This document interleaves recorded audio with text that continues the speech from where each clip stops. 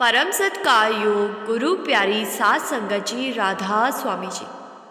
सात संगत जी, हम सबके जीवन में छोटे बड़े हादसे होते रहते हैं। सब कुछ हमारे पिछले कर्मों के कारण हमें भोगना पड़ता है जी। और जब हमारे साथ कोई हादसा हो जाता है तो हम कितने ज़्यादा दुखी हो जाते हैं, ये मुझे आपको बताने की ज़रूरत नहीं है जी। लेकिन अगर मैं कहूँ कि देहरादून के रहने वाले एक सत्संगी परिवार का पूरा घर आग में स्वाहा हो गया और उसके बाद उस घर के जो मालिक थे वो इतने बड़े हादसे का शौक और दुख मनाने के बजाय चेहरे पर मुस्कान लिए ज़ोर ज़ोर से चिल्लाने लगे कि शुक्र है तेरा बाबा जी, बहुत शुक्र है तेरा।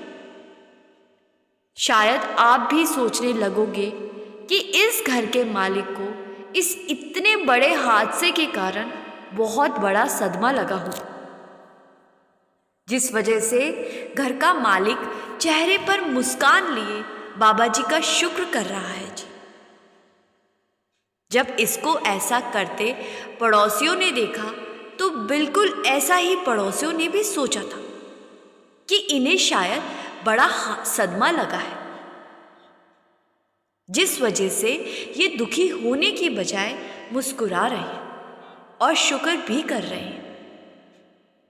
सात संगत जी, इस घटना से आपको बड़ी ही महत्वपूर्ण बातें सीखने को मिलेगी जी, जो हर इंसान को सीखनी और समझनी चाहिए जी, फिर वो चाहे सत्संगी है या नहीं।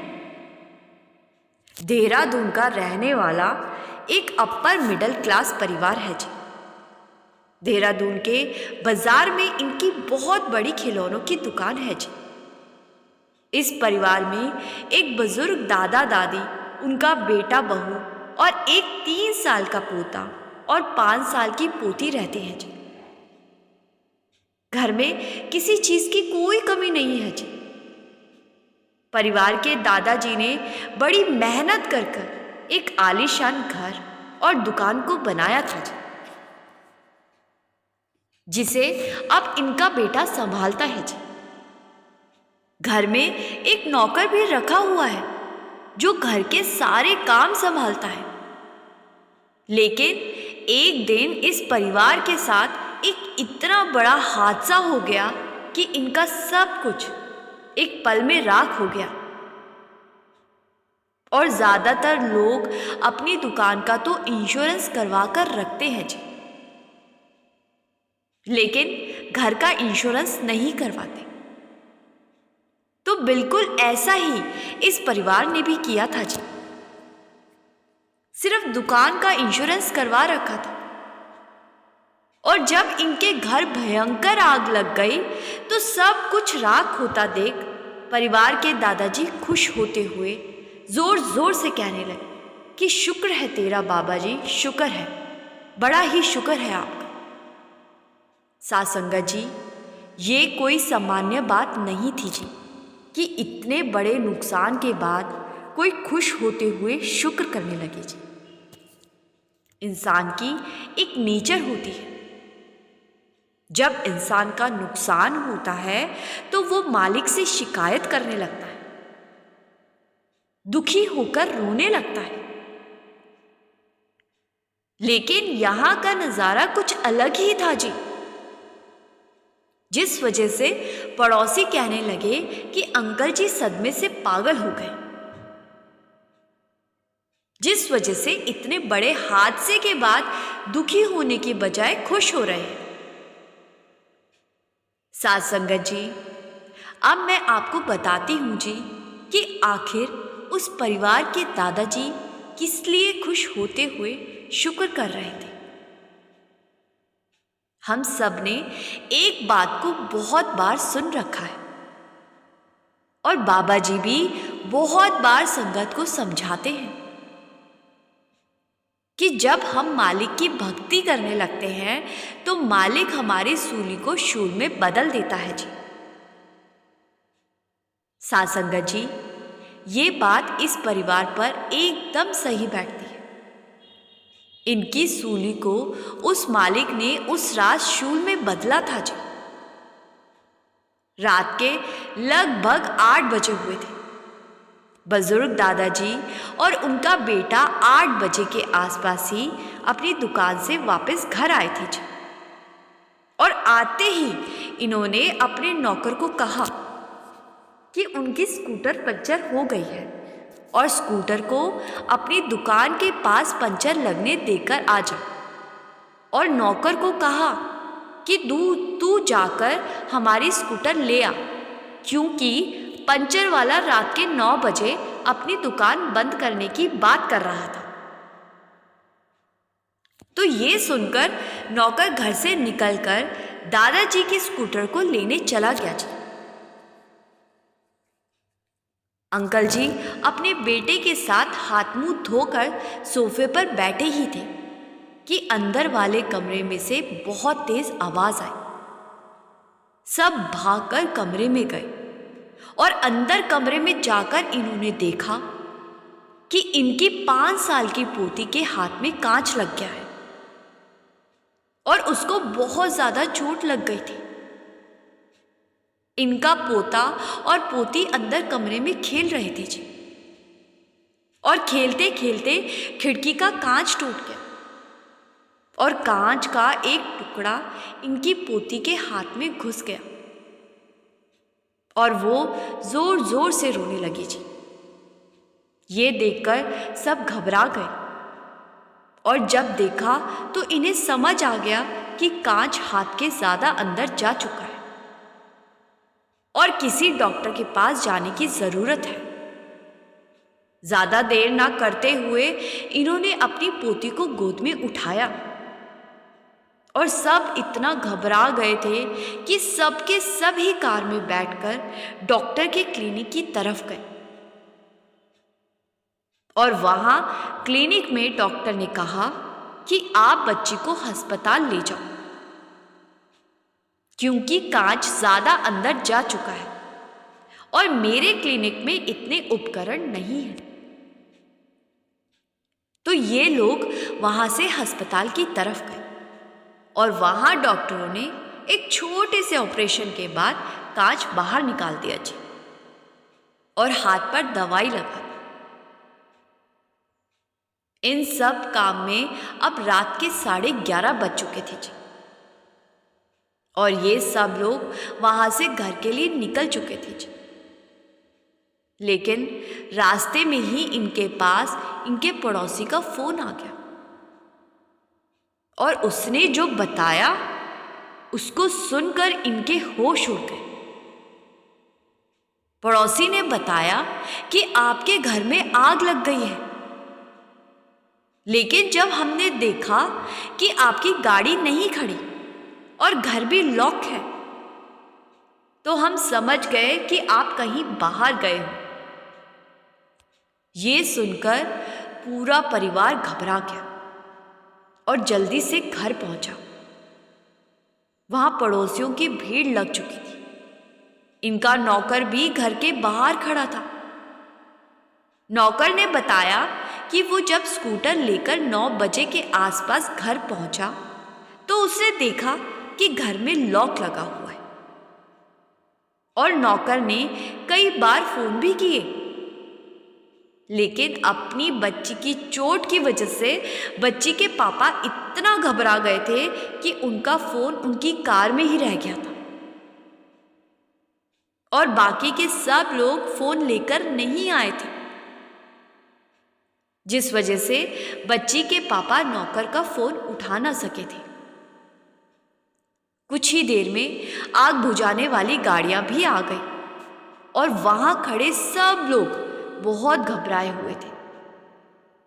लेकिन जो इस परिवार के बुजुर्ग दादाजी थे वो चिल्ला चिल्ला कर कह रहे थे कि मेरे बाबा जी आपका बहुत बहुत शुक्र है, और उनके चेहरे पर एक अजीब सी खुशी थी जी। पड़ोसी सोचने लगे कि हादसे में इनका सब राख हो गया है, जिस वजह से इनका दिमागी संतुलन खराब हो चुका है। पूरी रात की कोशिशों के बाद आग को बुझा लिया गया और अगले दिन परिवार वालों ने और पड़ोसियों ने दादाजी से पूछा कि क्या आप अब ठीक हैं? तो दादाजी ने कहा कि मुझे क्या हुआ है? तो परिवार वाले और पड़ोसी कहने लगे कि कल आप बहकी बहकी बातें कर रहे थे। सब कुछ खत्म हो गया, लेकिन आपके चेहरे पर मुस्कान के साथ शुक्र था। सासंगा जी, दादाजी ने जो बताया वो हम सबके लिए बड़ी सीख होगी जी। दादाजी ने कहा कि बाबा जी ने एक हमारी सूली का शूल बना दिया, तो क्या मैं बाबा जी का शुक्र भी ना करूं? ये सुनकर परिवार वाले हैरान हो गए और पूछने लगे कि हमारा घर खंडर बन चुका है और आप कह रहे हैं सूली का शूल बन गया। दादाजी ने कहा कि बेटा, अगर हमारी स्कूटर पंचर ना होती तो हम अपने नौकर को स्कूटर लाने भेजते ही ना, और अगर हमारी बच्ची को चोट न लगती तो हम अस्पताल किस लिए जाते? ये इतना बड़ा हादसा होना तो हमारे परिवार के साथ लिखा हुआ था, लेकिन बाबा जी ने इस हादसे को होने से पहले हमारी स्कूटर पंचर करवाकर पहले नौकर को घर से बाहर निकाला, जिससे कि उसकी जान बच जाए, और फिर हमारी बच्ची को एक ऐसी चोट दी कि हम सब घबरा गए और सब के सब बच्ची को लेकर अस्पताल में चले गए और पीछे से ये हादसा हो गया। सोचो, अगर हम रात को सो रहे होते या अपने घर में होते और तब ये हादसा होता तो क्या आज हम बच पाते? लेकिन क्योंकि हम बाबा जी की शरण में हैं और बाबा जी के हुक्म अनुसार हर काम करते हैं, तो बाबा जी ने हमारे हिस्से की सूली को सिर्फ ये छोटी सी चोट देकर खत्म करवा दिया। आगे दादाजी ने कहा कि सिर्फ कुछ लाख रुपए का सामान ही तो राख हुआ है, सामान तो हम फिर से खरीद लेंगे, लेकिन अगर हम राख हो जाते तो क्या होता?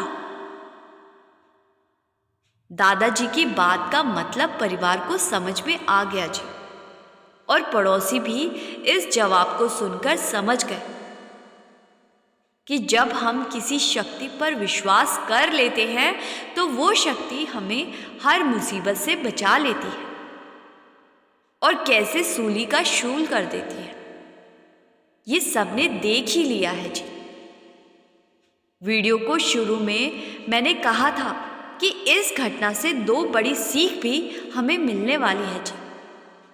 तो पहली सीख है कि जब हम मालिक की भजन बंदगी करते हैं, मालिक पर विश्वास करते हैं, तो मालिक हमारे हिस्से में आने वाले बड़े से बड़े हादसों को छोटी मोटी घटना में बदल देता है जी। और दूसरी सीख ये है कि हमें मालिक जिस भी हाल में रखे, हमें मालिक का शुक्र करना चाहिए, ना कि शिकायत करनी चाहिए। सासंगा जी, अभी इस वीडियो में आप बने रहिए जी। अब मैं आपको सूली के शूल बनने की एक और घटना के बारे में बताती हूँ जी, जिसको सुनकर आपको बिल्कुल यकीन हो जाएगा कि मालिक की भक्ति करने वाले के कर्मों में लिखी सूली को मालिक कैसे छोटी सी सुई चुभने जितने दर्द में बदल देता है जी। संगत जी, मालिक का एक बड़ा ही प्यारा सत्संगी था जी, जो सद्गुरु के हुक्म में रहकर ही अपने जीवन को व्यतीत करता था जी। दिन में 2 से 2.5 घंटे इस भाई ने भजन सिमरन में हर हाल में देने ही होते थे जी। सुबह टाइम ना मिले तो ये भाई आधी रात को बैठ जाया करता था जी, लेकिन बैठता जरूर था। ये भाई एक फैक्ट्री में काम किया करता था और एक दिन इस भाई के साथ फैक्ट्री में एक हादसा हो गया। इसका एक पैर फैक्ट्री की मशीन में आ गया, जिस वजह से पैर की 2 उंगलियां कट गई। और जब इसके पैर की 2 उंगलियां कटी तो इसने रोने और चिल्लाने की बजाय मालिक का शुक्र करना शुरू कर दिया जी। ये कहने लगा कि हे मेरे मालिक, तेरा शुक्र है कि तूने मेरे पैर को बचा लिया। पैर कट जाता तो मैं चल भी ना पाता, लेकिन तूने सिर्फ मेरी 2 उंगलियां कटने दी। इस भाई के साथ काम करने वाले लोग इस भाई के शुक्र करने वाली बात से बड़े ही हैरान हो रहे थे। वो कह रहे थे कि ये बड़ा अजीब इंसान है, पैर की 2 उंगलियां कट गई लेकिन फिर भी ये भगवान का शुक्र कर रहा है। साध संगत जी, ऐसे ही इस बात को कई साल बीत गए जी। और एक दिन ये भाई रात के, जिससे कि मैं ठीक से चल फिर सकूंगा, समय अपने गांव से किसी दूसरे गांव जा रहा था। और रास्ते में सुनसान जंगल था जी। ये भाई अकेला ही उस जंगल को पार कर रहा था जी कि इस पर कुछ लोगों ने हमला कर दिया और इसको बंदी बनाकर अपने साथ ले गए जी। वो लोग तांत्रिक थे और अपनी सिद्धियों को पाने के लिए अक्सर लोगों की बलि दिया करते थे। जब उन्होंने इस भाई को बंदी बनाया और अपने साथ ले गए तो इस भाई को वहां बांध दिया और वो लोग अपने देवता की पूजा करने लगे और इस भाई को कहने लगे कि तेरी कुर्बानी बेकार नहीं जाएगी, इसीलिए तू चिंता ना कर। उस समय ये भाई अपने सद्गुरु को याद कर रहा था। ये बाबा जी को पुकार रहा था कि बाबा जी उसकी मदद करें और उसको वहां से बचाए। साध संगत जी, जिस रूह ने इतनी भक्ति कर रखी हो तो फिर मालिक उसके साथ इतना बुरा कैसे होने दे सकते थे। जब तांत्रिकों ने अपनी पूजा कर लेने के बाद इस भाई को बलि वाली जगह पर लेकर गए तो एक तांत्रिक की नजर इस भाई के पैर पर पड़ गई। उसने देखा कि इसके पैर की 2 उंगलियां कटी हुई है और इस हिसाब से ये एक अपाहिज है। इसके शरीर के अंग पूरे नहीं हैं। ये देखकर तांत्रिक ने बलि देने से रोक दिया और अपने साथियों से कहा कि अगर हमने इसकी बलि दे दी तो हमारा देवता हमसे बहुत नाराज हो जाएगा, क्योंकि इसके अंग पूरे नहीं हैं। और ऐसे इंसान की बलि देने का मतलब है कि हम सिद्धियां प्राप्त करने की बजाय जो सिद्धि हमें पहले मिली हुई है वो भी हमसे चली जाएगी। ये कहकर तांत्रिकों ने उस भाई को छोड़ दिया और वहां से जाने को कह दिया। साध संगत जी, आपको समझ आ गई होगी कि कैसे मालिक ने इस भाई की पैर की 2 उंगलियां कटवाकर इसकी गर्दन कटवाने से बचा ली। इसी को कहते हैं सूली का शूल बनना। मालिक एक पल में बड़ी से बड़ी मुसीबत को छोटी सी करके हमारे सामने देता है, लेकिन ऐसा होता सिर्फ उन्हीं के साथ है जी जो मालिक की भजन बंदगी करते हैं जी, बाबा जी के हुक्म में रहते हैं जी। अगर हम सोच लें कि नंगे पैर चलकर किसी मंदिर में चले जाएंगे या फिर किसी नदी में जाकर नहा लेंगे तो मालिक खुश हो जाएगा, तो ऐसा बिल्कुल भी नहीं है जी। संगत जी, मालिक की खुशी सिर्फ हमारे भजन सिमरन करने से ही होती है जी। और भजन सिमरन करने वाली रूहों पर मालिक की कृपा हमेशा बनी रहती है जी। ये बात सच है कि पिछले जन्मों के कर्मों के फल तो हमें हर हाल में भुगतने ही पड़ेंगे, लेकिन जब हम भजन सिमरन करने लगते हैं तो पिछले पापों के फल तो हमें फिर भी मिलते हैं, लेकिन वो इतने छोटे रूप में मिलते हैं कि कई बार तो हमें पता भी नहीं चलता जी, और हमारे कर्मों का हिसाब हो जाता है जी। लेकिन जो जीव भजन सिमरन नहीं करते, उनके पिछले कर्मों के फल दुगने तिगुने होकर मिलते हैं और फिर हमसे सहे नहीं जाते और हम रोने चिल्लाने लगते हैं। संगत जी, इसीलिए अभी भी समय है, खुद को संभाल लो, इस इंसानी जामे का फायदा उठा लो, नाम की कमाई को जितना इकट्ठा कर सकते हो उतना कर लो जी। दुनिया और दुनिया की हर चीज आपके आने से पहले भी यही थी और आपके जाने के बाद भी यही रहेगी जी। पहले भी कोई और इस्तेमाल करता था और आपके बाद भी कोई और इस्तेमाल करेगा जी। साथ संगत जी, इसी के साथ मैं आपसे विदा लेती हूँ जी। कमेंट में राधा स्वामी लिखने की और वीडियो को शेयर करने की सेवा ज़रूर कीजिए जी। और जो संगत इस चैनल पर पहली बार आई है, वो संगत के अपने इस चैनल को सब्सक्राइब कर इस चैनल का एक हिस्सा ज़रूर बनिए जी। गुरु प्यारी साथ संगत जी, राधा स्वामी जी।